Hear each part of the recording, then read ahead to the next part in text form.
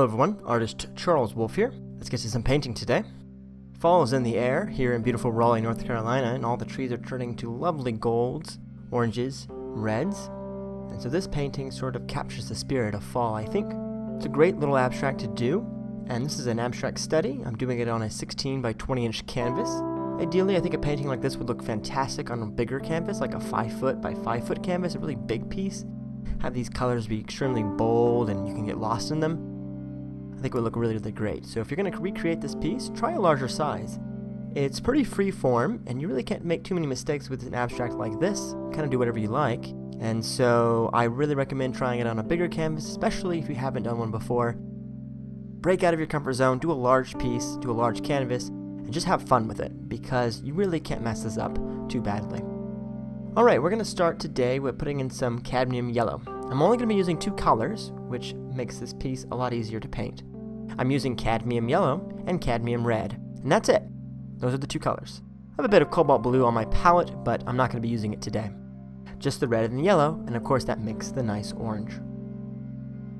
Both these colors are rather intense, especially the red, so use it sparingly. You don't need a lot to get a bold, clear pigment. Another thing that's nice about this painting is that I'm using a very large mop brush. I'm also only using one brush for the entire composition. I am just cleaning the brush off in between the different colors and going on to the next color. I'm not worrying about being too careful. I'm just simply using this moppy brush to blend everything together along the edges, and I'm creating some wonderful textures and some wonderful brush strokes that are very visible, very active here using these colors. So I'm using red right now, putting it on the top left and the bottom right.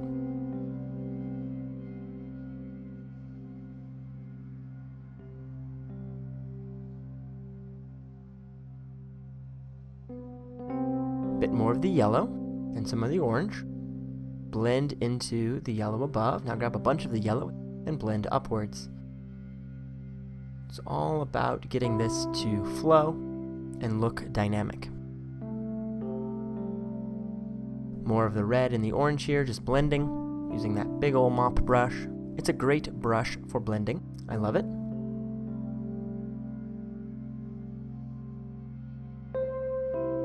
A little more of the yellow, why not? Mix some of that orange, clean the brush off, and grab some more of the yellow. To clean the brush, I'm simply just wiping all the excess off on a paper towel. May dip it in some water, may not. Depends on how I'm feeling in the moment. A little more yellow at the bottom left here. Simply filling in the canvas. Now we could leave some of the white showing if we wanted to, but I'm deciding to fill in the entire canvas today with these 2 really wonderful colors.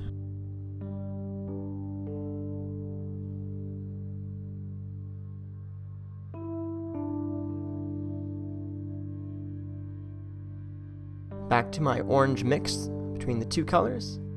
Just going to blend in here. Bit more of the red. You can see how powerful that red is. Don't need a lot of it, and it really jumps out and can take over a canvas, so be careful with it. More of the yellow. Quick, slightly diagonal downstrokes for these, and just blend the 2 edges together. It's important to have areas of pure pigmentation and then areas of blending, kind of connecting the different spaces of this piece. This either can look like sort of abstracted fall foliage, it can look like fire or heat, which is what I named it, perhaps some flickering flames or a big fireball.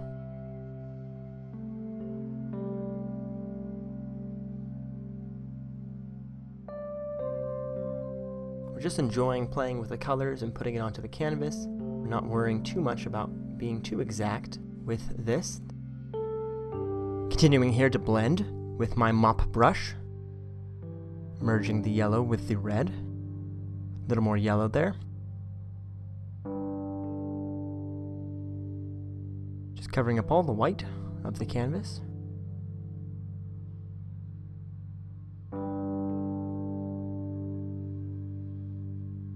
If you blend the edges, everything kind of flows a little more naturally. Not perfectly blended, of course. If it starts becoming one solid orange mass, that's too much. Just the edges of these splotches of color.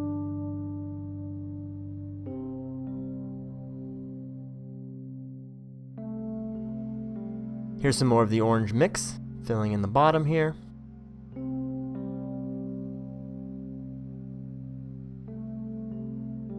Touch more of the red in the bottom right corner, blending up.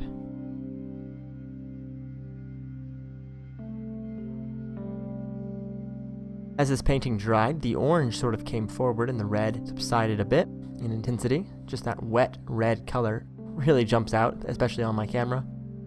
In person, it's bold, but not quite so overwhelmingly red. The final picture that you'll see at the end will make it clear exactly how it looks. More of the red here.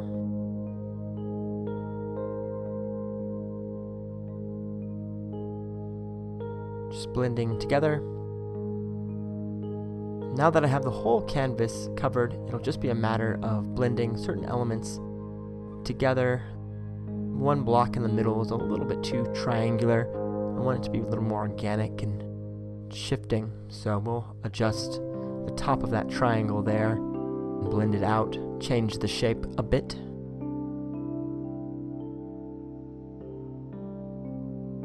It's a little bit too much like a peaked mountain, just blending things a little bit more.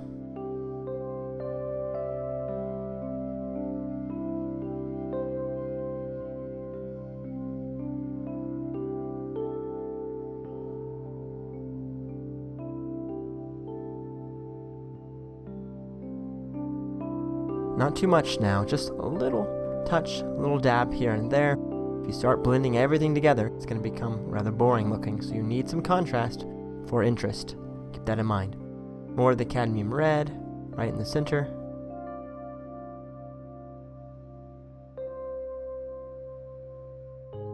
Sometimes switching sides that you're painting on can give you a different perspective on the piece. It'll really help at times.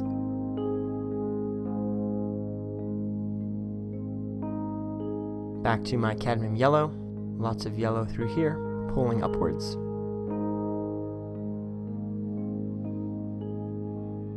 Breaking up these sections through this area.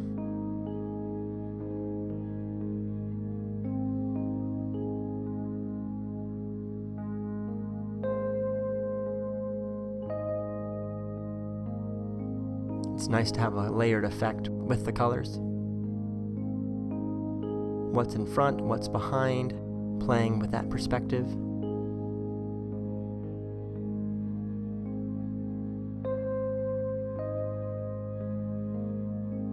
Touch more yellow, again breaking up this triangle shape.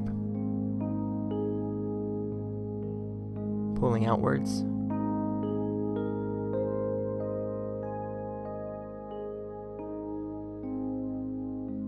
More yellow.